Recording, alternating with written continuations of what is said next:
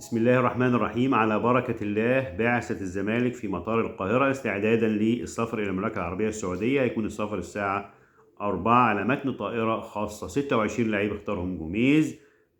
هيرسوا طبعا على 20 لعيب. بكرة إن شاء الله هيعلن القائمة النهائية اللي هتخوض مباراة السوبر. كل اللعيبة جاهزة، كل اللعيبة متفائلة إن شاء الله. هيردوا على كل الناس اللي حاولت إن هي تحبط فريق الزمالك، تقلل من فريق نادي الزمالك، تقلل من امكانيات لعيبه الزمالك، تقلل من مواهب لعيبه نادي الزمالك ومهارات لعيبه نادي الزمالك وتاريخ نادي الزمالك. هيردوا عليهم في ملعب ارينا يوم الجمعه القادم باذن الله تعالى امام النادي الاهلي في السوبر الافريقي، نهائي السوبر الافريقي. يمكن المواجهه ما بين الاهلي والزمالك في السوبر الافريقي كانت اول سوبر افريقي، كان سنه 94، كان في جوهانسبرج بجنوب افريقيا. كان ليا الشرف ان انا كنت موجود مع بعثه نادي الزمالك ساعتها. كان اقتراح من الوزير عبد المنعم عماره ان الفريقين يسافروا في نفس الطياره على طياره واحده يعني، ولكن النادي الاهلي رفض ساعتها واجر طياره خاصه سافر بيها مع البعثه بتاعته. الزمالك سافر في الطيران العادي، كان السفر حوالي 16 ساعه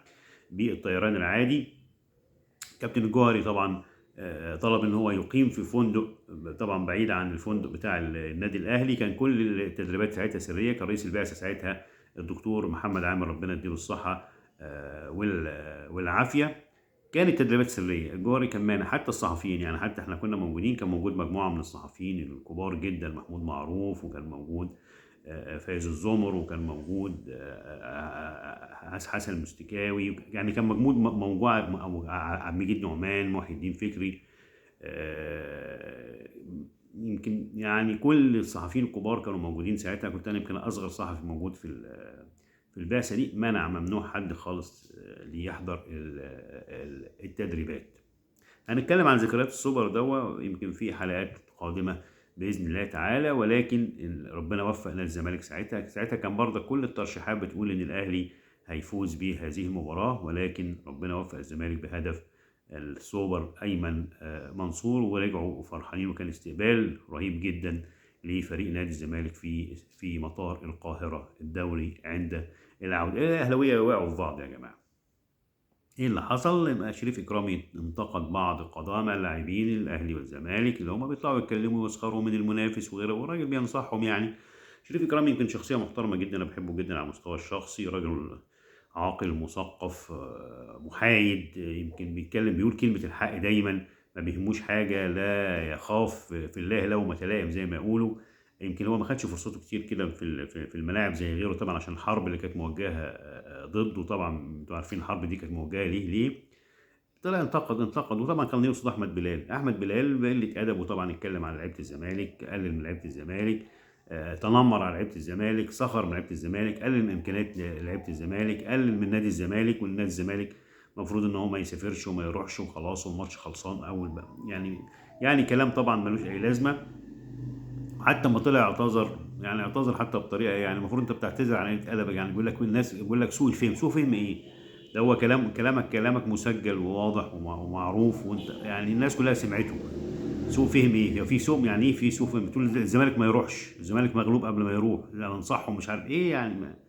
فاحمد بلال طبعا طلع رد برضك، حتى رده بيليق بيه، يعني رده على شريف اكرام زميله ونفس النادي بتاعه يليق باحمد ترند، او احمد بلال، احمد ترند، اللي هو راجل كان مختفي بقاله فتره وعايز يطلع على حس نادي الزمالك وينتقد نادي الزمالك، وانه يجذب جمهور السوشيال ميديا والناس تتكلم عنه بعد ما خلاص نسيوه في الفتره اللي فاتت. يمكن كان مختفي، مش عارف كان مختفي فين يعني. حتى رده كان رد سوقي جدا، رد سوقي على زميله شريف اكرامي المحترم. شريف اكرامي المحترم، وبقولها تاني المحترم.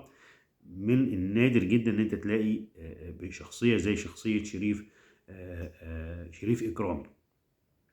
فرد عليه يعني يقول له انت اخرك رمضان كريم وبتاع يعني شيء مقزز وشيء غريب جدا يعني. نيجي على موقف تاني برضك، موقف الاستاذ احمد سالم المتحدث الرسمي، وطلع اتكلم طبعا على الحكم الشلماني، معتز الشلماني، اللي هو هيدير مباراه السوبر وبتاع. ماشي اوكي، انت بتتكلم عليه، يبقى انت يعني انت بتتكلم بصفه رسميه. يعني الزمالك لو بيعترض نتمنى ان يكون الاعتراض رسمي، مش مجرد في برنامج يا احمد سالم. انت بتعترض وبتتكلم على الحكم، وانت بتتكلم بناء على السوشيال ميديا ولا بتتكلم بناء على ايه بالظبط؟ يعني انت بتتكلم بناء على ايه؟ انت بتتكلم المفروض تطلع تتكلم يا استاذ احمد بناء على ان انت بتطلع تقول تصريح رسمي ان الزمالك بيعترض على الحكم الشلماني والزمالك بعت اعتراضه للاتحاد الافريقي. لكن انت بتتكلم تقول ده السوشيال ميديا متضايقه والناس متضايقه واحنا قلقانين واحنا مش، ما ينفعش الكلام ده يا جماعه. دي عشوائيه، يعني دي نوع من انواع العشوائيه. انت بتعترض على الشلماني اعتراض رسمي، الاعتراض الرسمي على الشلماني معتز الشلماني. انت بتشكل، انت كده بتعمل ازمه، انت كده بتعمل ازمه. لكن لما تطلع تقول ان مجلس الاداره قدم اعتذار او قدم يعني قدم ان هو قدم اعتراض على الحكم الشلماني، يبقى في حاجه رسمي، حاجه رسمي، مش حاجه ان انا اطلع اتكلم في البرنامج واقول السوشيال ميديا ومش عارف ايه وجمهور ما ينفعش الكلام ده. احنا كده عملنا زي اللي قال 80% و50%، يعني خلى 100% يبقى 130%، 7 اكبر من 9. يعني بلاش، مش عايزين نضحك الناس علينا يا جماعه، مش عايزين نضحك الناس علينا. كل التوفيق لفريق نادي الزمالك، كل التوفيق والفوز لنادي الزمالك. وانا عارف ان جمهور الزمالك في المملكه العربيه السعوديه جمهور كبير جدا. رحنا هناك في ماتش السوبر السعودي والزمالك فاز على الهلال 2-1. يمكن جمهور عظيم ورابطه عظيمه هناك وناس بتشتغل جامد جدا وناس بتحب نادي الزمالك وبتعشق نادي الزمالك. واعتقد ان هم هيكون لهم دور كبير جدا في المدرجات في فوز نادي الزمالك بالبطوله باذن الله تعالى. شكرا.